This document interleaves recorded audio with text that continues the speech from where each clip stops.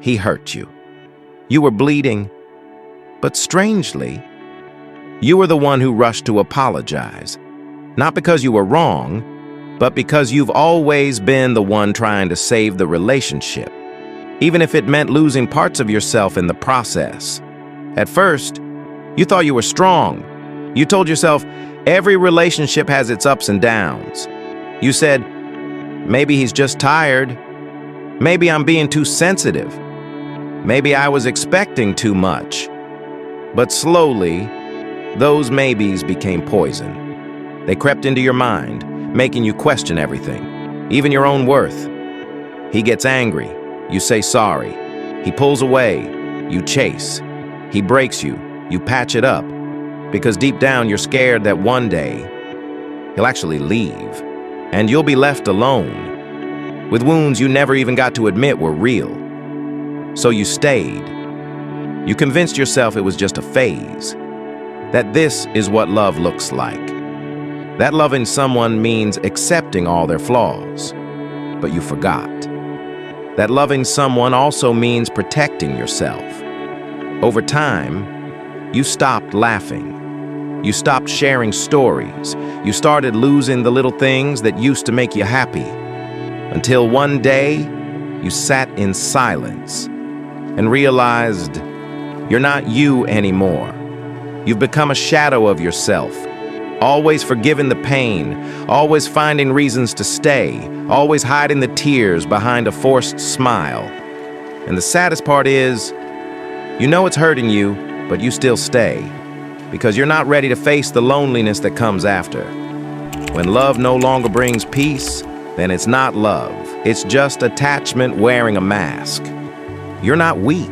You've just stayed too long in the wrong place. And no one ever taught you that sometimes loving yourself means walking away from someone else. Staying in a painful relationship doesn't mean we're stupid. Doesn't mean we're weak either.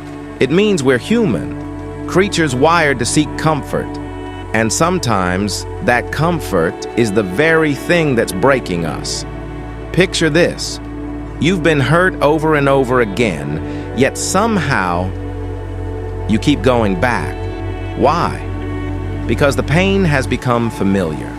It's the same kind of pain that somehow makes you feel alive, even though it's the very thing that's slowly destroying you. We don't stay because of healthy love. We stay because of fear. Fear of being alone. Fear of losing the one who once meant the world to us. Fear of emptiness.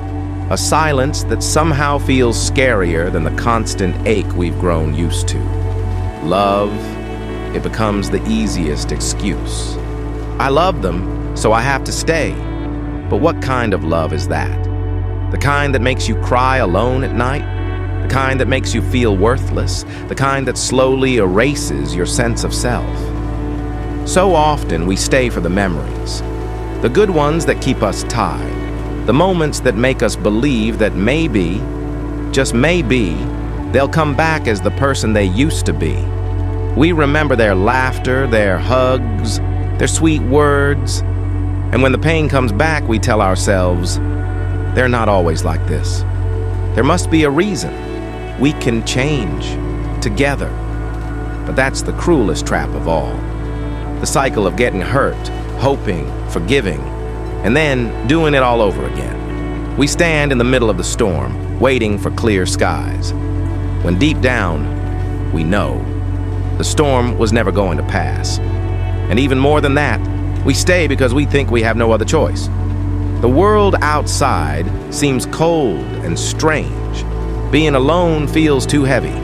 So in all that fear, we choose the pain we know over the unknown that scares us. But you know what? The deepest pain isn't heartbreak. It's losing yourself, bit by bit, piece by piece, as you keep trying to save someone who never once tried to save you. We forget that loving yourself also means letting go. It means facing the silence, facing the unknown, walking alone, even if you're afraid. Better to be alone in peace than together in endless pain. You don't have to stay just to keep hurting. You don't have to forgive until there's nothing left of you.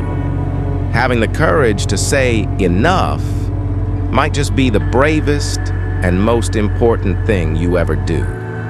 For yourself, for your life. There's one thing we often ignore in relationships. Our own instincts. Deep inside your heart. Maybe you felt something's wrong, but I'm not sure. And so you stay silent. Because you're afraid of breaking everything. You're afraid of being seen as too sensitive.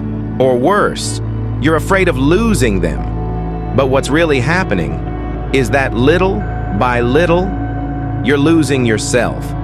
A toxic relationship doesn't always come with loud fights or obvious abuse.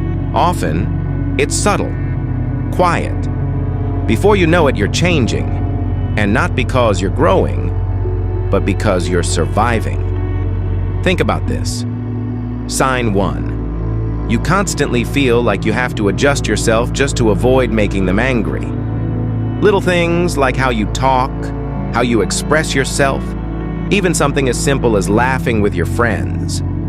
You start to limit yourself because you know the moment you step out of line, there will be an emotional explosion or a cold, cutting silence. And you just can't face it anymore. So you stay quiet. You give in. Sign 2. Every argument, you end up feeling guilty. Even when you didn't do anything wrong. They're very good at twisting things around. You come to share your feelings, but in the end, it's you who cries. You're the one saying sorry. And them, they say you're too much, too dramatic, when all you really want is to be heard. You just want to be understood. Sign 3.